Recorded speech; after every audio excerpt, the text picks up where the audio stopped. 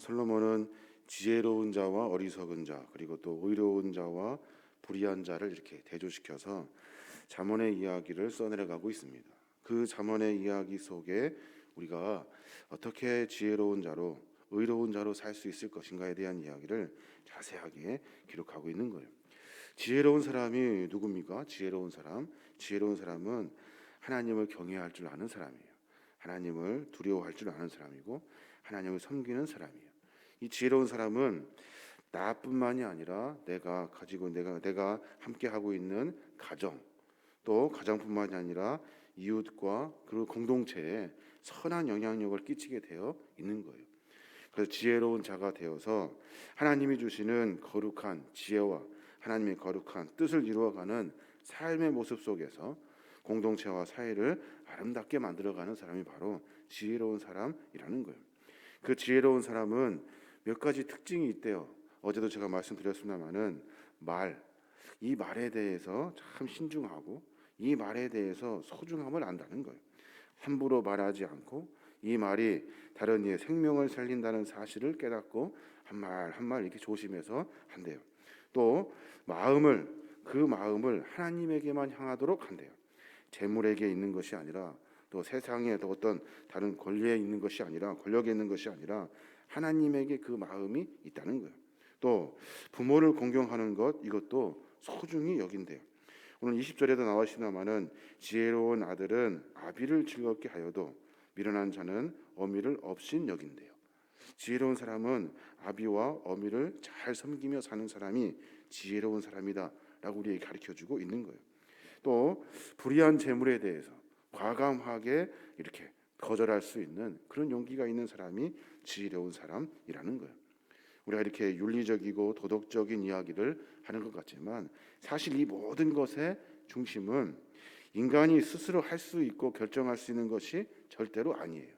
내가 조금 착해서 말을 잘하는 것도 아니고 내가 마음을 다잡아서 내 마음을 다잡을 수 있는 것도 아니고 내가 어떻게 하여서 불의한 재물에 손대지 않는 윤리적이고 도덕적인 성숙해서 그 일을 할 수 있는 것이 아니라는 거예요.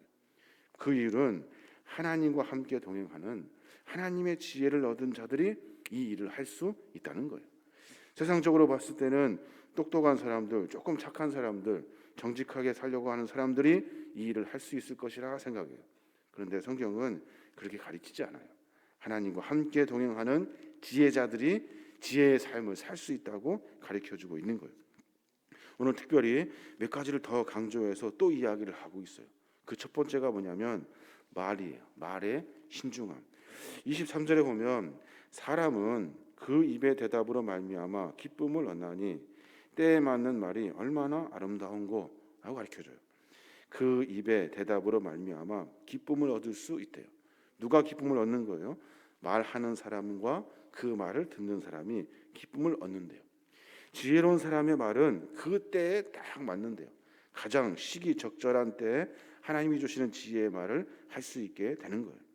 그래서 상황이 아무리 어려워도 폭풍 같은 상황, 천둥번개가 치는 숨막히는 상황이라 하여도 분노가 그 안에서 막 쳐들어와도 우리는 그 말의 소중함을 깨닫고 싸우지 아니하고 다투지 아니하고 그리고 서로 함께 생명을 나눌 수 있는 하나님의 거룩한 지혜를 맡은 말을 서로에게 나누어 주어야 한다는 거예요.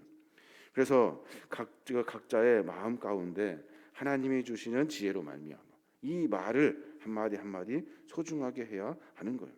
그래서 이웃의 영혼을 진정으로 사랑하고 그리고 또 마음 가운데 아끼려고 하는 거룩한 마음으로 하나님을 섬기며 하나님과 함께 동행하며 하나님이 뭐라 말씀하시는지 귀 기울이는 그런 삶의 모습을 통해서 우리의 말을 조절할 수 있다는 겁니다. 우리가 말하는 것 참 쉽습니다. 얼마나 쉽습니까? 그런데 한마디 한마디 하나님이 주시는 지혜로 말할 때 그 말은 생명이 된다는 거예요. 그 말은 때에 가장 적절해서 다른 이들을 도울 수 있는 그 말이 된다는 겁니다. 우리의 삶의 모습을 조금 뒤돌아봐서 내가 과연 어떤 말을 하는지 늘 생각하고 고민하고 한마디 한마디 해내야 하는 거예요. 또 한 가지 우리가 이야기하고 있는데 그것이 뭐냐면 하나님을 의지하고 경외하는 것, 이것이 가장 중요하고 소중하대요. 하나님을 경외하고 의지하는 것, 우리가 잠언의 이야기를 통해서 계속해서 보고 있어요.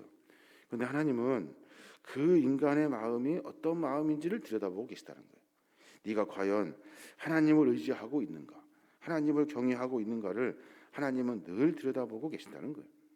어제도 우리가 말씀드렸으나마는 그 마음이 어디를 향하여지고 있는가에 따라서 하나님의 지혜를 받을 수 있고 또 지혜를 받을 수 없게 되는 거예요.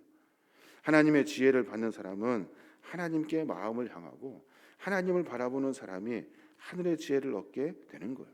그래서 마음과 삶이 거룩한 제사가 되어서 하나님의 영광을 위해서 삶을 살아내는 거예요. 그래서 우리의 삶의 모습은 악인과 의인의 삶이 있습니다. 지혜로운 자와 미련한 자의 삶이 있는 거예요. 그것을 가를 수 있는 한 가지는 하나님을 향하여지고 있는가 하는 것을 우리가 깊이 고민해 봐야 하는 거예요. 또 한 가지 이야기하는데 지혜로운 자의 특징에 대해서 말하고 있어요. 무슨 말을 하고 있냐면 훈계 듣기를 즐겨한대요. 훈계 듣기를. 참 어려운 일인 것 같아요. 31절에 보면 생명의 경계를 듣는 귀는 지혜로운 자 가운데 있느니라. 32절에 훈계 받기를 싫어하는 자는 자기의 영혼을 경히 여김이라. 견책을 달게 받는 자는 지식을 얻느니라. 훈계를 받기를 힘써야 된대요. 즐겨야 한대요. 누가 잔소리하는 것, 누가 뭐라고 하는 것 참 듣기 어렵습니다. 근데 그 말을 들어야 된다. 듣고 내 삶을 고쳐내어야 하는 거예요. 어떤 말입니까? 무엇을 훈계하는 거예요? 하나님의 말씀. 이 하나님의 말씀의 훈계를 들어야 한다는 거예요. 말씀을 구차나하고 말씀 듣기를 거부하고 그리고 그 말이 나에게 상관없다라고 그냥 닫아버리는 것이 아니라 내 삶을 고쳐내는 하나님의 그 말씀이 내 삶 속에 풍성하게 채워져야 하는 거예요. 그래서 말씀은 근본적으로 써요. 말씀은 근본적으로 듣기가 힘들어요. 말씀은 내 골수까지 쪼개는 내 삶의 결단을 만들어내기 때문에 고통스러워요. 그 말씀을 듣기가 너무나도 힘들어. 그럴수록 우리는 기회가 있는 거예요.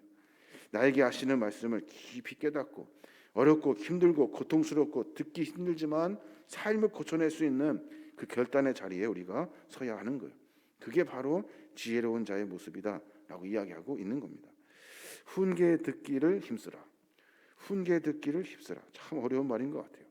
매번 나에게 하는 하나님의 말씀을 귀 기울이고 그 마음과 삶 가운데 하나님이 뭐라 말씀하시는지 귀 기울인 삶은 우리의 삶 가운데 하늘의 지혜를 만나는 결단을 만나게 되는 거예요. 진실로 책망을 겸손히 인내하며 듣고 또 삶을 고쳐내는 삶은 지혜로운 자의 삶이에요. 지혜로운 자는 매번 자기 자신을 고쳐내는 삶의 결단을 만납니다. 그래서 하루하루 어려워요. 또 다시 돌아가고 또 다시 넘어지고 반복되는 죄 가운데 있지만 지혜로운 자는 그럼에도 불구하고 그 횟수를 줄여가고 그 정도를 줄여가고 하나님과 더 가까이 하려고 삶을 고쳐낸다는 거예요. 이게 바로 지혜로운 사람이라는 거예요. 미련한 사람은 어떻습니까? 훈계 듣기를 싫어하고 들어도 분을 내고 그 들은 말에 말을 하며 그 분을 그 말에 담아서 다른 이에게 상처를 주는 그런 일들을 반복하게 되어 있는 거예요. 어떠한 상황에서도 하나님이 주시는 말씀을 듣고 내 삶을 고쳐낼 수 있는 그 순리의 삶을 살아야 한다는 거예요. 어렵지만 그 일이 바로 지혜로운 자의 삶의 모습이다라고 이야기하고 있는 겁니다. 어제와 오늘 우리가 15장의 말씀을 함께 나누었습니다. 잠언서에 나와 있는 솔로몬은 하나님을 섬기는 사람, 지혜로운 자의 삶의 모습을 이야기하고 있어요. 말을 조심하고 그리고 마음을 다잡고 그리고 나의 부모를 공경하고 불의한 재물을 따르지 아니하고 그리고 매번 하나님 중심에서 그리고 하나님의 말씀의 훈계를 듣기를 즐겨하라라고 이야기하고 있는 겁니다. 우리 삶의 모습을 점검하여 늘 나에게 하시는 하나님의 말씀 그리고 내 삶을 고쳐내는 그런 훈계의 말씀들이 있다 한다면 조금 결단하고 각오하여서 고쳐내는 거예요. 물론 또 넘어지고 또 좌절하겠지만 다시 일으켜서 또 다시 고쳐내는 거예요. 그래서 죽을 때까지 우리의 삶은 말씀으로 다듬어지는 그리스도의 삶이 되어야 하는 겁니다. 저와 여러분이 그런 삶을 살아내므로 말미암아 마지막 하나님의 거룩한 그때 잘했다 칭찬받을 수 있고, 이 어두워져만 가는 세상 가운데 그래도 우리의 삶의 시간 안에서, 하나님이 허락하신 시간 안에서 주의 사명자로 소금과 빛의 역할을 감당하며 사는 것, 이게 바로 복된 그리스도인의 삶인 줄로 믿습니다. 저와 여러분 그런 삶을 살아내므로 말미암아 승리하시는 믿음의 종들 되시길 바랍니다.